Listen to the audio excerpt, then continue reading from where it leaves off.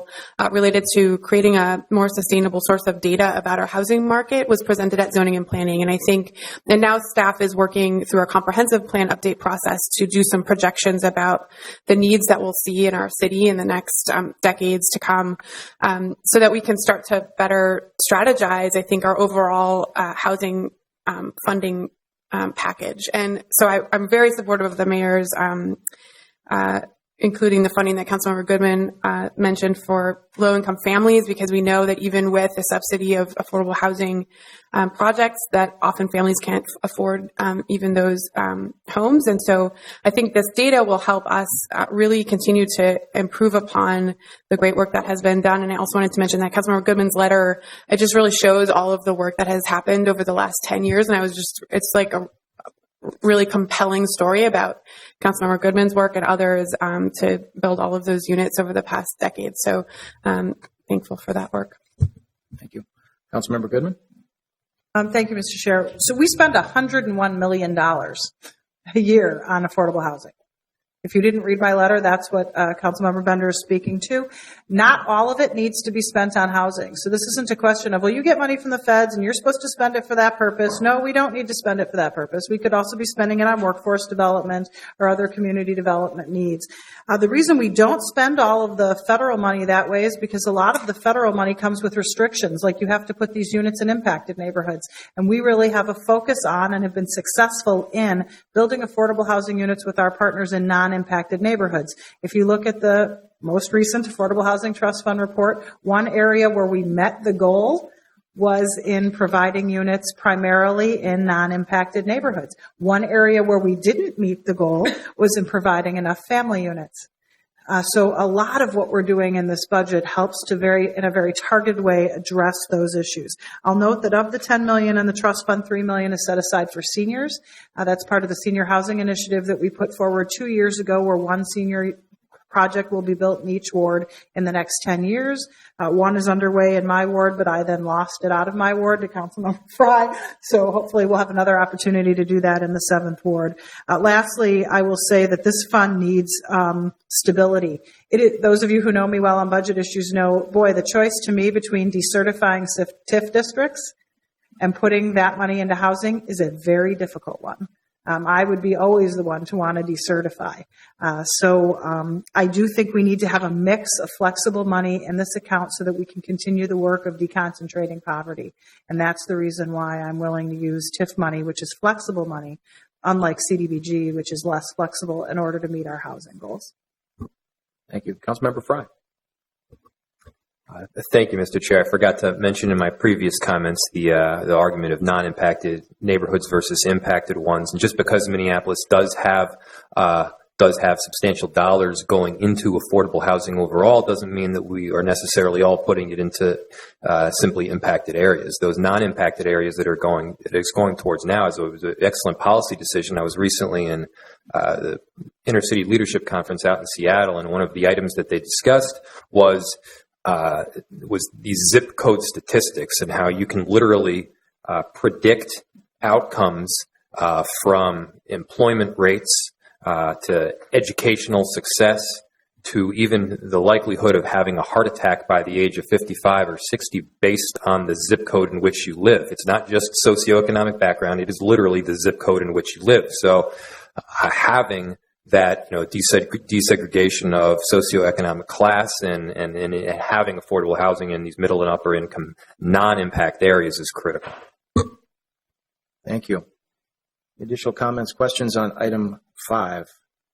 Not seeing any on Councilmember Goodman's motion. All those.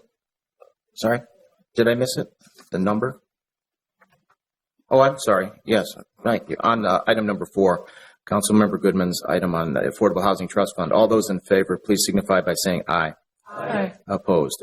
That item carries. I think I skipped ahead to item number 5. This is a staff direction offered by Council President Johnson. So, Council President Johnson, if you could speak to your staff direction, item number 5. This relates to the TIF and CPED study. The staff direction is in the mayor's budget for staff in the Departments of Community Planning and Economic Development, Finance and Property Services, City Attorney's Office, and other relevant departments. to return to both the CD Committee and Ways and Means Committee by April 1st, 2016, with an overview and a report on the status of the city's tax increment financing program, including the common project and consolidated TIP districts. And additionally, staff is directed to provide an overview of city development projects that are foreseeable in the next 5 years, including potential funding sources. I have discussed this with several council members, and actually staff's been very, very helpful. I think it's helpful for us when we're looking at some of the projects that are looming, including Upper Harbor, Shoreham Yards, the Lake Street opening, that kind of thing, that we have this information in front of us and realize perhaps the extent of the what would you call it, dollars that are going to be needed and dollars that are available. And we will have to make decisions with that information. But I want everybody to have the information. I want to know the sources that we're using and the potential for perhaps prioritizing some of those projects that are looming on the horizon in a way that is recognizes a development potential that's immediate, development potential that's down the road, and makes spending decisions with full information. Thank you very much for that motion on the staff direction. Are there any questions or comments on Council President Johnson's motion? Not seeing any. All those in favor, please signify by saying aye. Aye. Opposed? And that item carries. Thank you very much. We're now to item number 6. This is a motion by Councilmember Yang and Palmisano. Would Councilmember Yang, if you'd like to offer this, that'd be terrific. Thank you, Mr. Chair. This is a motion to amend the 2016 Mayor's recommended budget for the Health, Regulatory Services, Public Works, and City Attorney departments on a one-time basis to decrease the capital asset request budget in health by $12,500, replace the general fund capital asset request budget of $75,000 in regulatory services with $75,000 from the parking fund, and increasing city attorney's budget by $87,500 to be used for a continuation of the hotspots pilot for 2016. And this hotspots pilot is a pilot that happened with the city attorney's office with regards to domestic violence matters and providing services for that in these hotspots. And I will defer to Councilmember Palmisano to add more details on this. Councilmember Palmisano. Thank you, Mr. Chair. We're bringing this forward because back in October we received an update from the City Attorney's Office and Public Safety Committee about our work and efforts done on domestic violence and how we approach that as a city. While recent domestic homicides serve as a stark reminder of the work yet to be done, we have made a lot of progress as a city since 2007, developing what's known as the Minneapolis model for a coordinated community response to domestic violence. I want to note that in that presentation, they highlighted the fact that there's 17,000 domestic violence calls to 911 every year for Minneapolis. A frightening number of the daily emails we get from police about homicides are related to domestic violence. We all see that in our email. But we have a pilot that's been showing that we can have an impact, a positive impact on the complex situations of domestic violence in our community. We have a higher conviction rate for gone on arrival cases. That increase has been 436% since 2007. And this pilot is showing good results. We decreased the average time from case review to filing in court, and we also decreased the time from case review to case resolution. So ways that we can bolster our efforts and expand that pilot that we know to work as a city, to Councilmember Yang and I, is one of the basic ways that we can help to serve and improve the safety of our community. So that speaks to a little bit of why we're bringing it forward. I would defer to Sandy Christensen on any questions related to where this money is coming from. Thank you. Thank you very much. Councilmember Gordon. Maybe this is a question for Ms. Christensen. It seems, partly I haven't heard back from the health department to understand what the repercussions of taking this money away from their request would be. So I see that that's one thing that's happening here. And then the second piece is there seems to be some movement of money. And I don't understand why the parking funds can't simply directly fund the city attorney's budget if we need an increase in the budget, because it looks like we're taking money from reg services and then backfilling it with the parking fund. And I just don't understand why there must be some restrictions on the parking fund that won't let it go to the city attorney's office for this purpose, but it would allow it to go to regulatory services. So if I could just get the details on that, it would be helpful. Thank you, Ms. Christensen. Can you enlighten us? Chair Quincy, Councilmember Gordon, thanks for the opportunity to provide further clarification on this motion. The item that is being recommended for reduction in the health department was the capital asset request related to buying furniture for the Skyway Senior Center, which, given the amount associated with that request, is largely able to be funded within the operating budget of the department should it choose to actually be completed.